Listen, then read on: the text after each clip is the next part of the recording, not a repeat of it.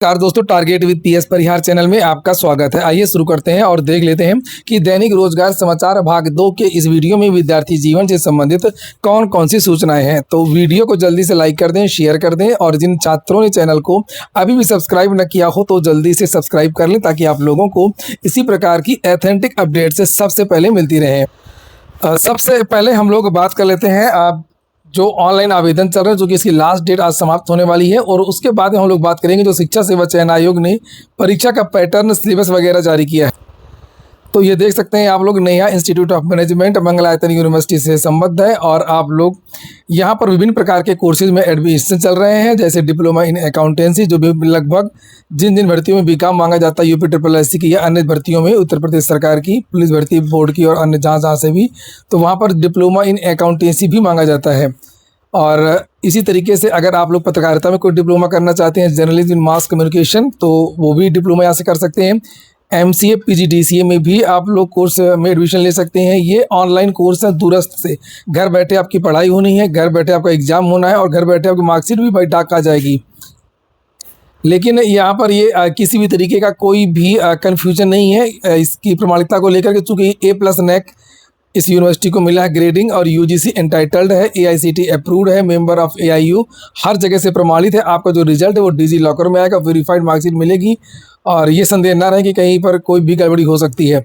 इस सबसे बड़ी बात यही है कि इसकी लास्ट डेट 25 जून है और आप लोग जाकर के आज ही इन लोगों से कांटेक्ट कर सकते हैं। इनका नंबर है 7752853025, दूसरा नंबर है 6393300364। यहाँ से आप लोग बात कर लेंगे तो इनको आप लोगों को फीस के बारे में, आवेदन की प्रक्रिया के बारे में और अधिक जानकारी मिल जाएगी। और इसकी लास्ट में एक और इसकी खास बात यह है कि आपकी दिसंबर में आपकी परीक्षा हो जाएगी, जैसे कि यहाँ पर लिखा भी है, 1 वर्ष बचाने का सुनहरा अवसर।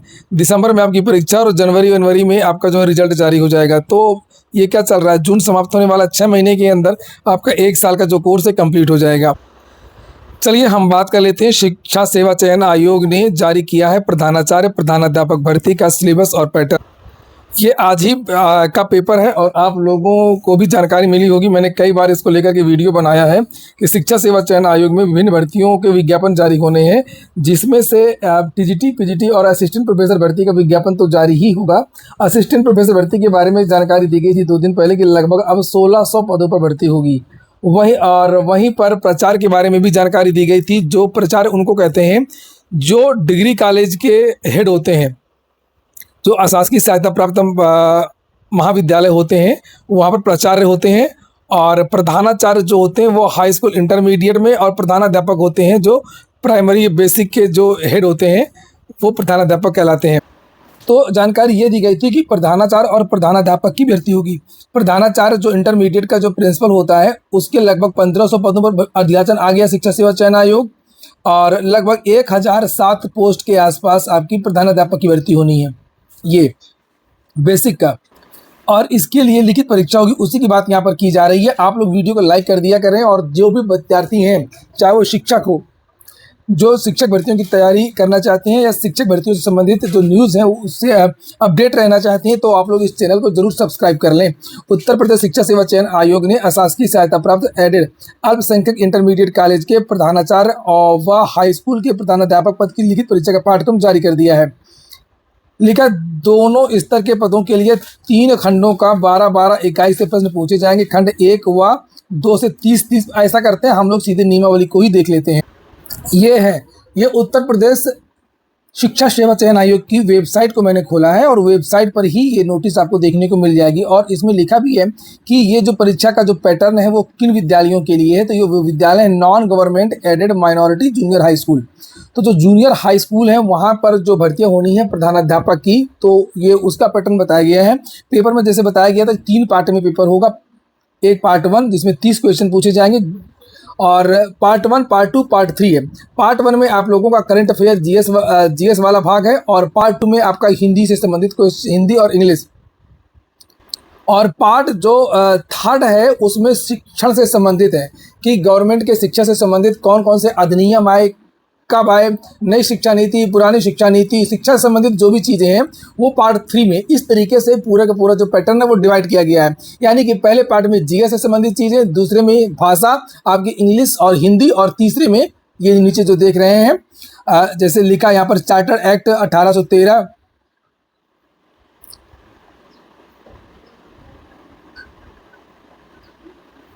Mudaliar commission, Kothari commission, national policy वगैरह ये दिया हुआ। तो इस तरीके का पैटर्न है। और जो आपका पार्ट 1 है उसमें जो 30 क्वेश्चन पूछे जाएंगे और उसको भी यूनिट में बांट दिया गया। 30 क्वेश्चन में क्या क्या आएगा, जैसे एक यूनिट में आपका करंट अफेयर वगैरह है, और फिर दूसरी यूनिट में, ये पार्ट 1 में ही है, Indian history, politics, Indian economy वगैरह है। यूनिट 3 में जनरल साइंस वगैरह है। तो ये 30 क्वेश्चन इसके आएंगे। और पार्ट 3 जो भाषा वाला है, इसमें भी हिंदी और इंग्लिश के 30 क्वेश्चन आएंगे। और सबसे यहाँ पर इंपॉर्टेंट हो गया है शिक्षा से संबंधित जो महत्वपूर्ण अधिनियम, नियम, कानून वगैरह है। तो इसका जो पैटर्न है वो बहुत बड़ा है, वो कई यूनिट में है। आप लोग यहाँ पर देख भी सकते हैं, 12 नीचे लास्ट में दिया हुआ है और ऊपर 6। तो लगभग आधा आपका जो है पूरा जो आधा जो सिलेबस है वो शिक्षा से संबंधित है, और आधे को 2 भाग में बांटा गया है। तो वो जो आप लोग देख रहे थे वो था जो सिलेबस था वो जूनियर का जो हेड मास्टर होता है उसका सिलेबस था, और ये अब हाई स्कूल का जो हेड मास्टर होता है उसका भी आप लोग सिलेबस देख लीजिए, हाई स्कूल के विद्यालय का। तो थोड़ा सा और स्पष्ट करके मैं आपको दिखाता हूँ। ये शिक्षा सेवा चैनल की वेबसाइट है, और यहाँ पर ये हेड मास्टर का अभी मैंने देखा, आपको दिखा भी दिया, 3 पार्ट में बटा हुआ है। और उसके बाद में ये आपका बेसिक का था जो भी आप लोग देख रहे थे, ये बेसिक का, ये गवर्नमेंट एडेड और माइनॉरिटी जूनियर हाई स्कूल, ये जूनियर हाई स्कूल का था। देख लिया आप लोगों ने जूनियर हाई स्कूल का हेड मास्टर।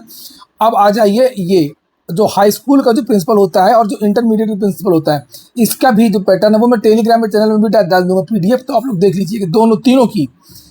तो अब हाई स्कूल के प्रिंसिपल का मैंने भी खोला था दोबारा, ये देख लीजिए, इसको भी इसी तरीके से बांटा गया है। यहाँ पर ये पहला पार्ट है, और ये दूसरा पार्ट है, और ये तीसरा पार्ट है शिक्षण से संबंधित। ये आपका हो गया। इसके बाद में जो प्रधानाचार्य का है ये वाला, ये इंटरमीडिएट प्रिंसिपल, ये वाला, इसको भी हम लोग देख लेते हैं इसमें क्या है। तो मुझे लगता है कि इसमें भी सेम है। और ये देखिए, इसको भी 30 यहाँ पर ये 30 क्वेश्चन दिया हुआ है। पार्ट 1 हो गया, पार्ट 2 में आपका हिंदी और इंग्लिश हो गया, और पार्ट 3 में जो 60 क्वेश्चन है वो सेम लगभग है। और लेकिन जो अंदर का जो सिलेबस है उसमें बदलाव है, उसको आप लोग देख लीजिए। तो शिक्षा सेवा चयन आयोग ने जो पेपर का पैटर्न डाल दिया है और आगे चल करके विभिन्न भर्तियों को और डाल देगा, मुझे लगता है, उम्मीद है पूरी, TGT PGT वगैरह का भी। इससे विद्यार्थियों को काफ़ी सहायता। इसमें ये जो प्रधानाचार्य, प्रधानाध्यापक की लगभग 25 से पदों पर भर्ती होनी है। इसमें ये भी बताया गया है कि इसमें टोटल आपने देखा कि 120 क्वेश्चन पूछे गए थे। पार्ट 1 में 30, पार्ट 2 में 30, और 60 जो क्वेश्चन है वो पार्ट 3 में थे, जो शिक्षण से संबंधित नियम, कानून वगैरह, चार्टर एक्ट वगैरह थे। तो एक क्वेश्चन आपका होगा 3 नंबर का, 360 नंबर का आपका पूर्णांक हो जाएगा लिखित परीक्षा का, और इसमें 40 अंक का इंटरव्यू भी होगा। तो टोटल आपका जो पूर्णांक हो जाएगा वो लगभग 400 का हो जाएगा। यहाँ पर नीचे इसके बारे में जानकारी भी दी गई है। लिखा है यहाँ पर कि इस तरीके से लिखित परीक्षा आपके 360 अंकों की होगी और 40 अंक का इंटरव्यू होगा। दोनों की मेरिट के आधार पर चयनित कार्रवाई की जाएगी। ये बाकी की जानकारी दी गई है जो मैं आपको लोगों को पहले ही बता चुका हूँ। इसमें जो ट्रेजरी से जो वेतन पा रहे होंगे शिक्षक, वही शिक्षक इसमें आवेदन कर पाएंगे, क्योंकि इसमें एक्सपीरियंस भी मांगा जाता है। अगली जो सूचना है वो है TGT PGT पुरानी नियमावली को लेकर के जो धरना प्रदर्शन चल रहा है, जिसे आप लोग यहाँ पर देख सकते हैं। ये देखिए यहाँ पर लिखा पुरानी नियमावली से। तो कल युवा मंच का जो धरना प्रदर्शन चल रहा है अनिल सिंह के नेतृत्व में, और भीषण गर्मी में धरना प्रदर्शन आज भी है। विद्यार्थी ये मांग कर रहे हैं कि जो नई शिक्षक भर्ती आने वाली है आपकी TGT PGT की, वो पुरानी नियमावली से आए।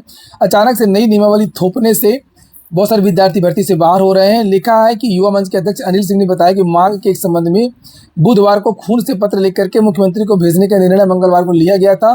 तैयारी चल रही थी कि पुरानी नियमावली से TGT PGT की मांग का ज्ञापन मुख्यमंत्री को दिया गया।